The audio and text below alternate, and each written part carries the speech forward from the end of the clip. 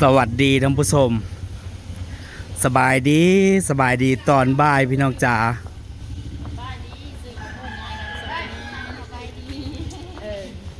มากับยายรุ่นแม่น้องเมยแล้วก็สาววัน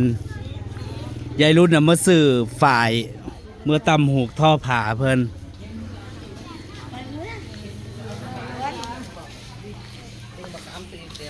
อ้าวไปใส่กระเพาะแต่เจ้าอีกเนาะยายอ่อน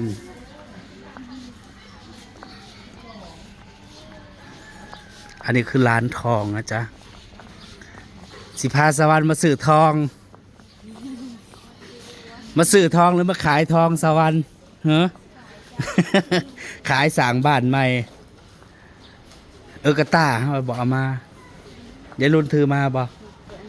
เขาว่าเขาอยากได้ยังคนลืมขายทุกอย่างสากกระเบือยันเรือรบสิขายร้านไหนละสาวัน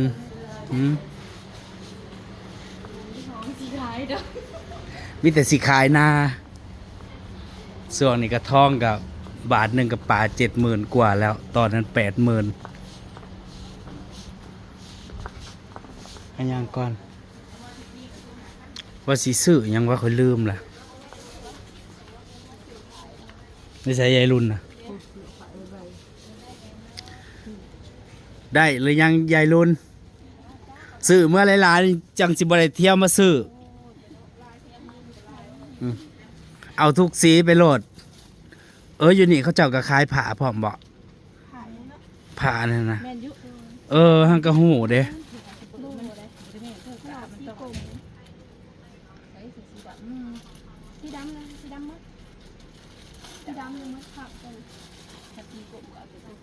ขายทุกอย่างรวมทั้งกองบุญกองบวชขายผ้าขายต้นขายผ้า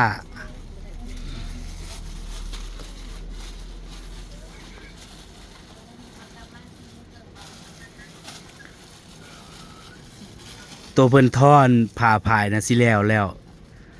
ก็เลยสิเมื่อท่อนผ่าสีต่อผ่าเข้ามาเพื่อนได้ขายดีบ่เหลือขายจนเบิดลูกค้าประจำห้านนี่เลยซื้อเมื่อหลายๆแน่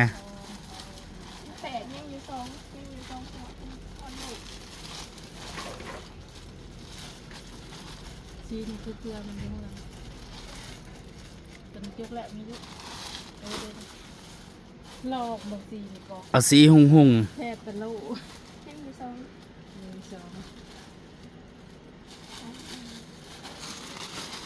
เกิดคือแบบจะมี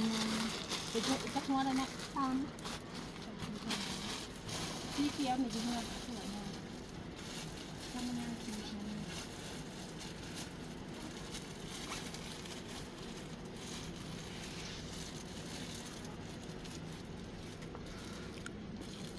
มาแต่ละเทือกันมาซื้อฝ่ายซื้อได้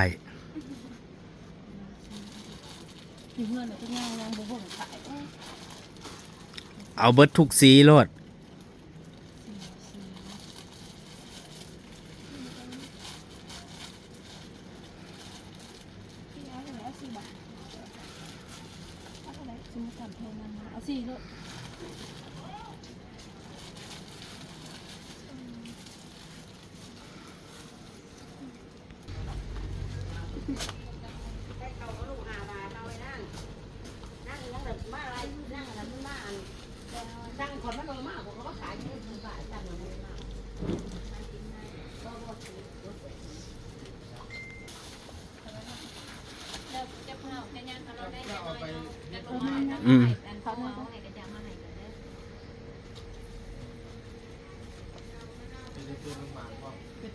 เอามันเน่าเขาว่า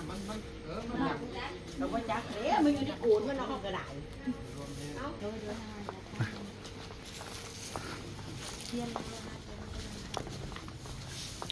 ตลาดในเมืองก็บ่ค่อยได้เข้ามาหรอกพี่น้องนานๆที่สิได้เข้ามาซุมื้อบ่ได้เข้ามาบ่อยเหมือนแต่ก่อนมื้อนี้พอดีแม่น้องเมยน่ะมาซื้อเครื่องทำไอติม ก็เลยพากันเข้ามาบ่มีก็พอดีมีธุระ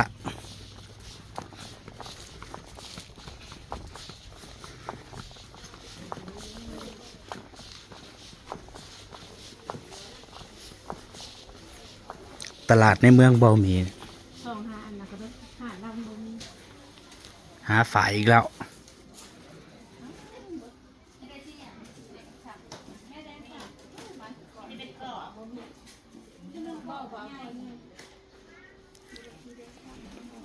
ปะปะ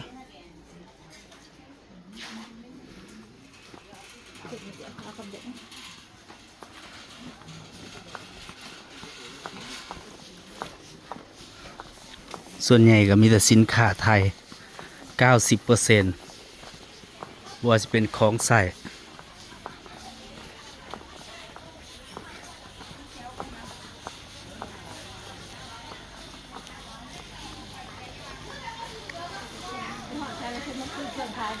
แต่ว่าตลาดอันนี้นะคนไทยเขาเจ้าสัมปทานเนาะ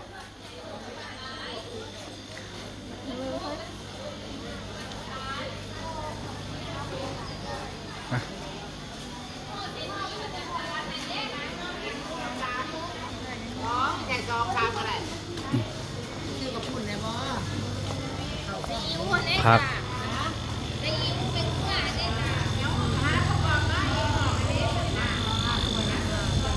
วันนี้วันพระ เออ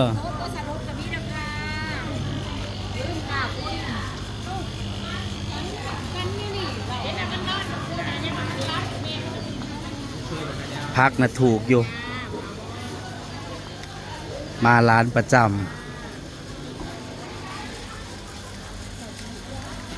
เอาอย่างซื้อของไปขายอีกละ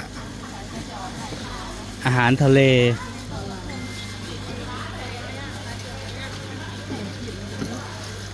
กุ้งนี่ใช่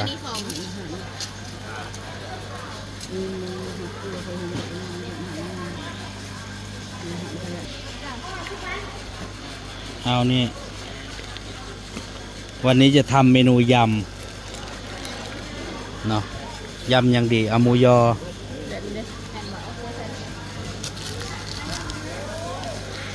เอาหมูยอใหญ่อะ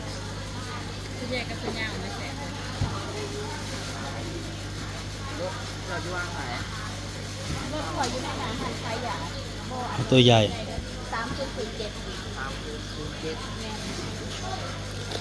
เอานี่ดีกว่า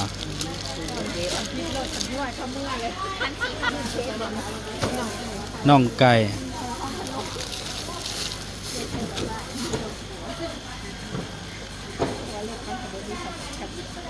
เอาปลาหมึกเนี่ยเอาหยิบเอาข้อปลาหมึกดู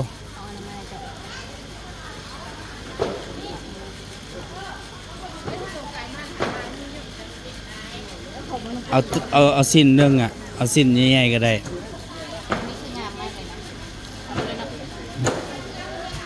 พอบ่เอาอีก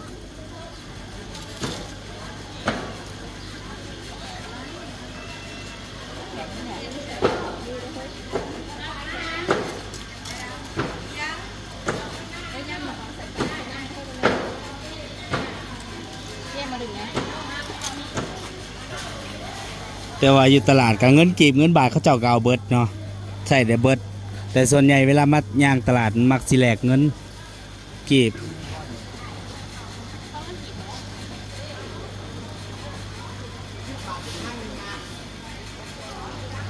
แต่สมมตินี่เงินเฟ้อพี่น้อง100นะ70,000กีบเพราะส่วนใหญ่สินค้ามาจากไทย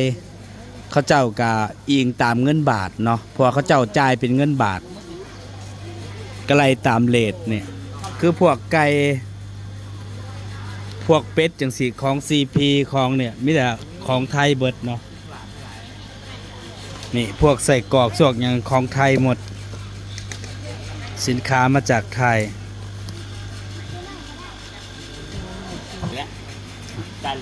ออกไปส่งให้พร้อมเด้อน้ำเดียวกันแล้วน้ำเดียวกันรถคันเดียวกัน ของบ่มีหมดไป250,000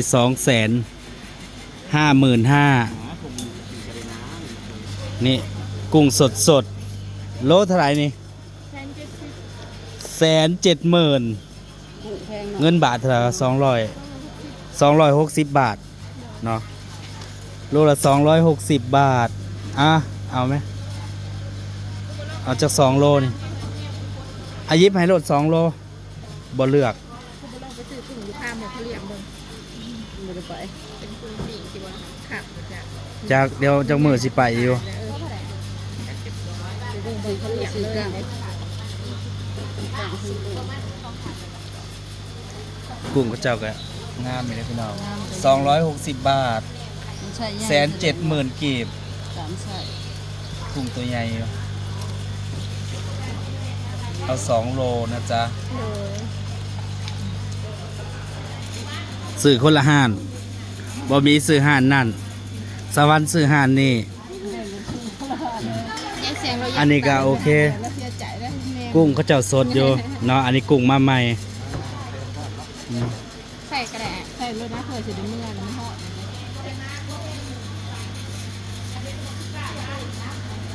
ของข่อย2 โลพุ่นมันเป็นก็เป็นโซน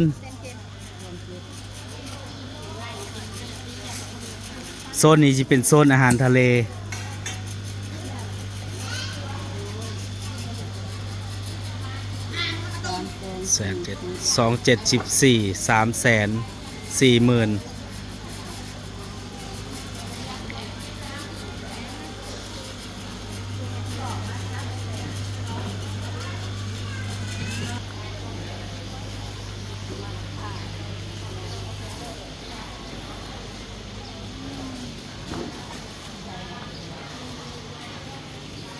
ผักส่วนนี้ก็ผักถูก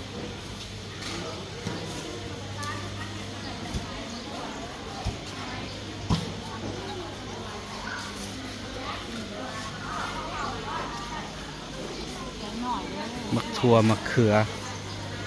มัน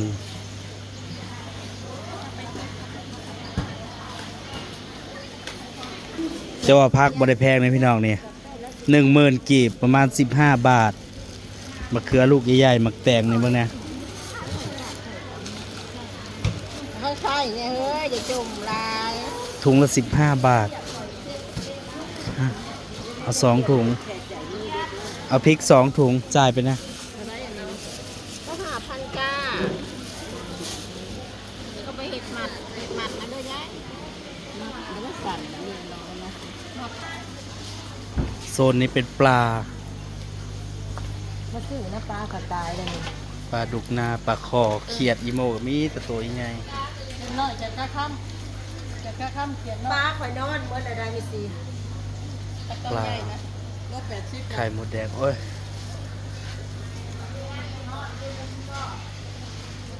หอย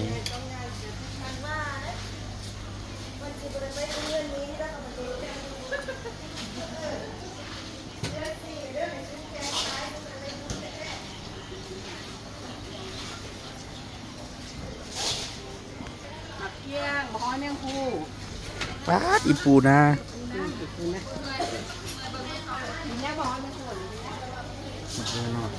หอยเล็บมากกับนี่เด้อเอาหอยเล็บมากไปงมมาแต่ใส่อันนี้โมเมนหอยแข้งนะพี่น้องหอยเล็บมากแต่ว่าเขาจะเอาไปพัดแสบเนาะมันคือหน่วยใหญ่แท้ปกติมันสิหน่วยน้อยพัดใส่พริกเผาใส่โหระพาหรือผัดกะเพราโลเท่าไหร่เนี่ย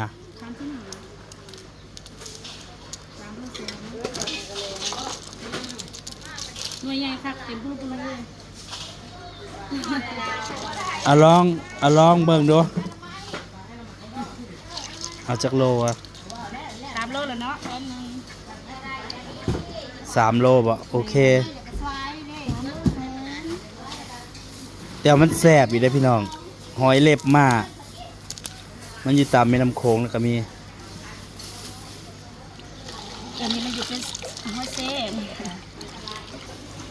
3 โลจะเอาลองไปผัดดู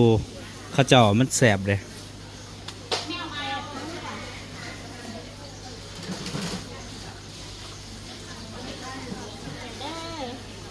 โลละ50 บาท มาพ่อหอยแครงพี่น้อง200เป็นฝากซื้อโลละ80,000กีบหรือว่าโลละ120เพิ่นว่าเงินบาทโลละ120เอา3โล แต่ส่วนใหญ่อันแถวตลาดมันบ่ค่อยมีดอกหายากเพราะว่าเขาเจ้าบ่ค่อยเอามา3โล360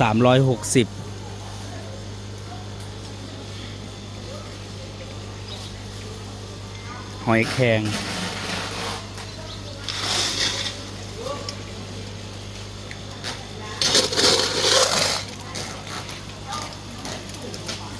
ตลาดก็ใหญ่อยู่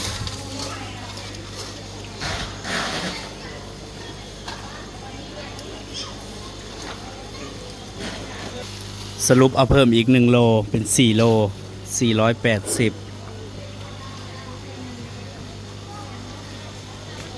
ซื้อมักฮุงมาให้อลิศ2 ลูก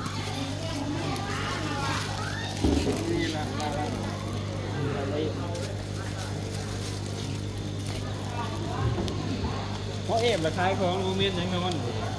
มาทันตื่นครับ ผลไม้